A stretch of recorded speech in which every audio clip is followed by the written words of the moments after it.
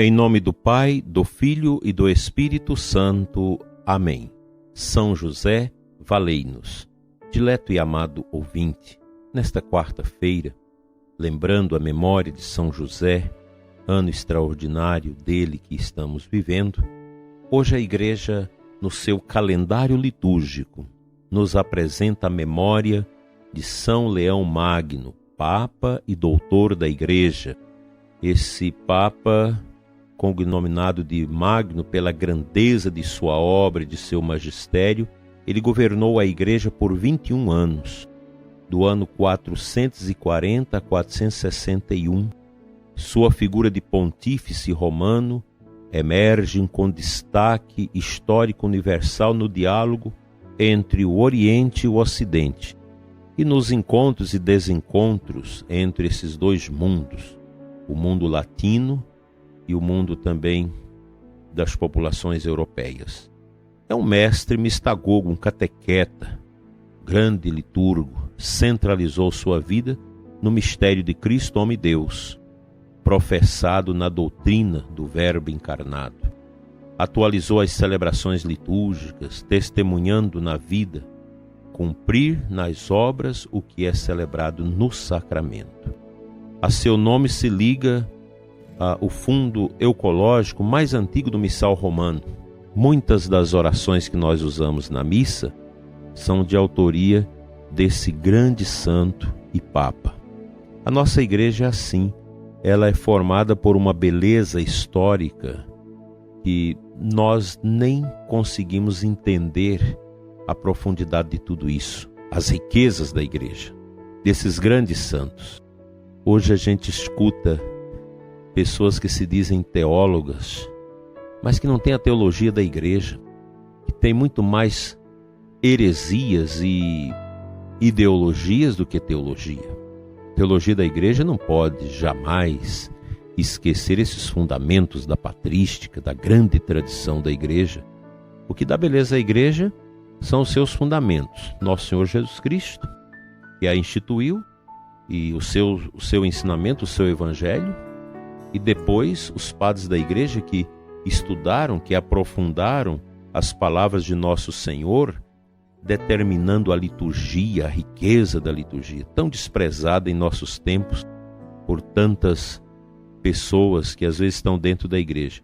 O que nós precisamos ter presente é aquilo que São Paulo VI já tinha falado, logo depois do concílio, que os grandes inimigos da igreja nem sempre estão fora dela, mas estão dentro, destruindo, cavando os fundamentos da igreja, mas não consegue. A beleza da igreja é algo... Chega um momento que você tenta desconstruir, mas é como se você peitasse numa coluna de aço, intransponível, que é a santa tradição da igreja, os ensinamentos, a palavra, a história da igreja, que se assenta sobre esses homens tremendos, homens profundamente mistagogos, catequetas, que ensinaram belezas, e nós estamos vendo essas belezas virem à tona nos últimos anos, onde grupos têm editado os escritos da tradição da igreja, que a gente já não via mais. Muitos às vezes em latim, ninguém traduzia, mas hoje no mundo todo estamos percebendo esse movimento de volta ao início da igreja, aos fundamentos basilares da igreja.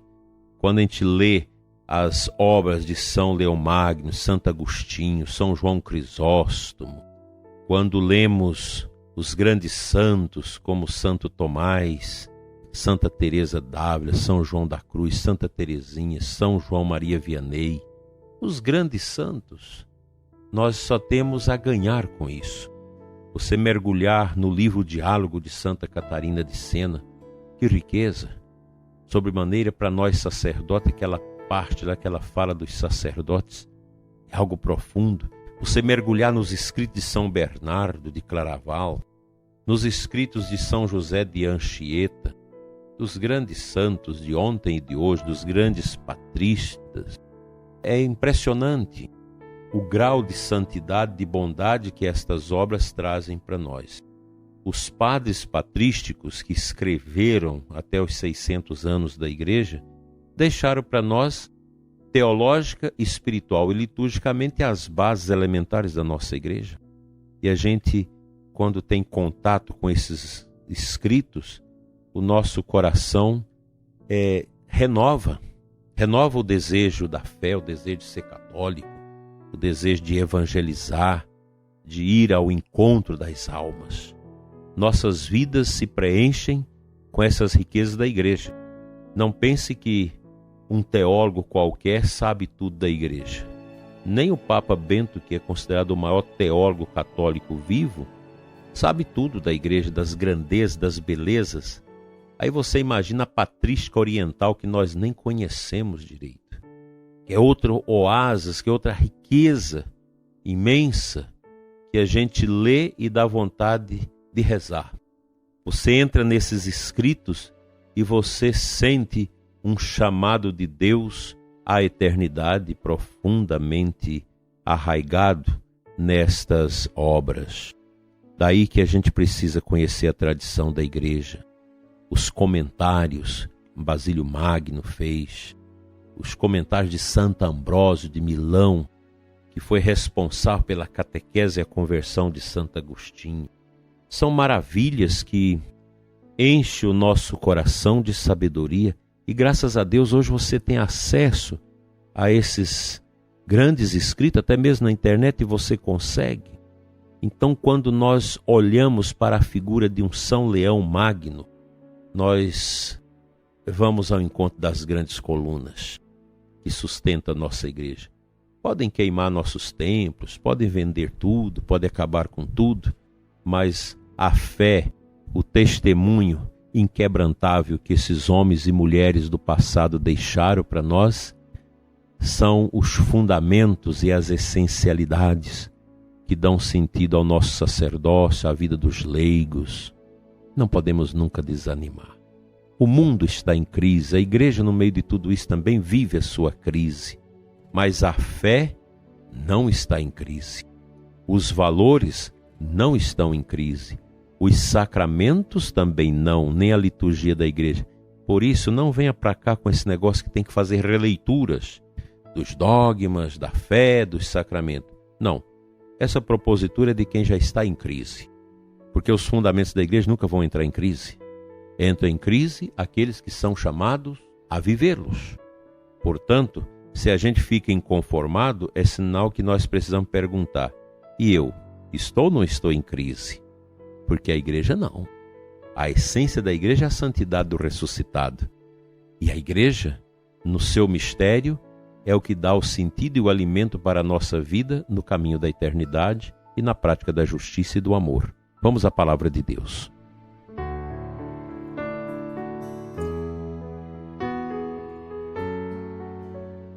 A primeira leitura da liturgia desta quarta-feira, 10 de novembro, é do livro da Sabedoria, capítulo 6, de 1 a 11. Lá no final, no versículo 10 e 11. Os que observam fielmente as coisas santas serão justificados, e os que as aprenderem vão encontrar sua defesa. Portanto, desejai ardentemente minhas palavras, amai-as e sereis instruídos. Isso aqui marcou a vida de São Leão Magno, a vida de todos os santos e santas, e deve marcar a nossa vida. Este gostar, este querer, esse desejo profundo de mergulhar cada vez mais nesse oásis da nossa fé católica, da nossa tradição, das riquezas da Igreja.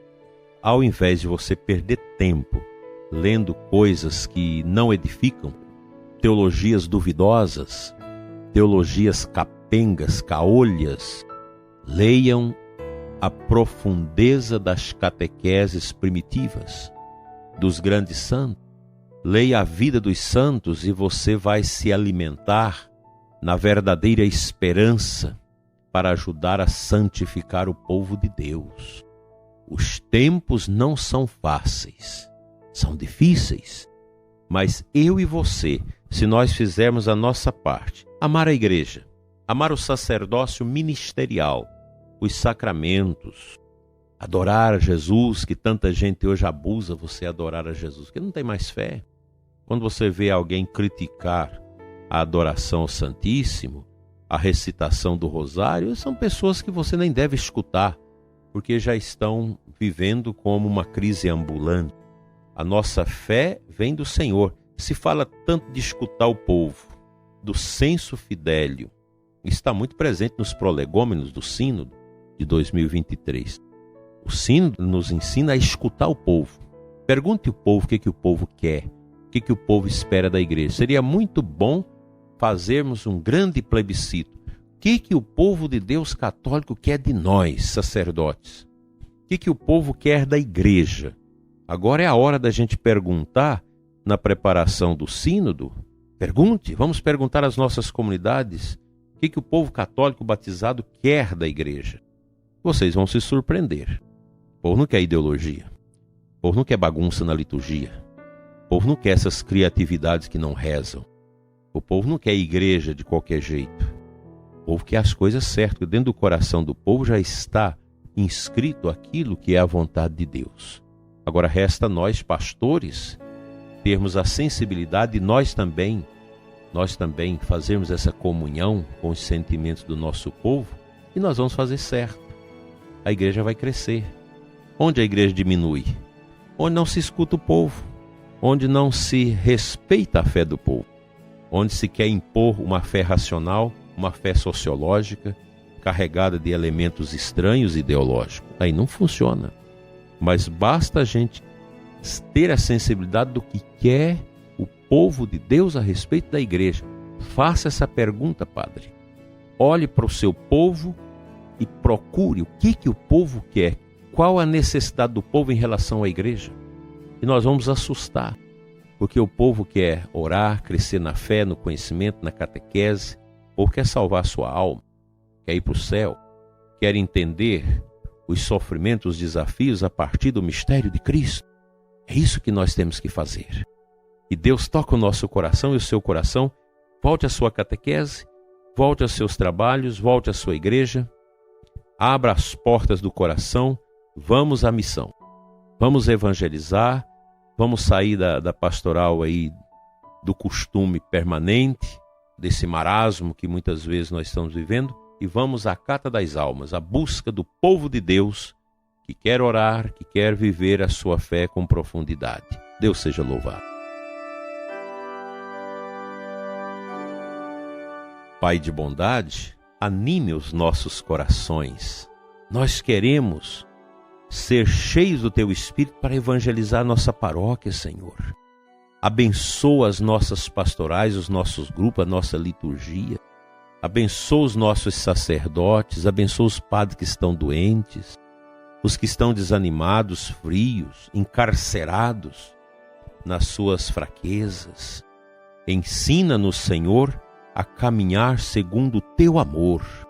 Dai-nos fome de almas, como dizia São João Bosco. Nós queremos ir atrás da ovelha esquecida. Ensina-nos, Senhor, a força e o poder da evangelização para nunca desanimarmos. Hoje e sempre. Amém.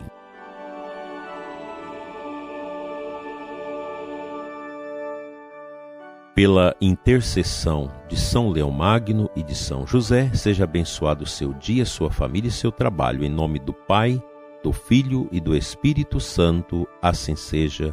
Amém.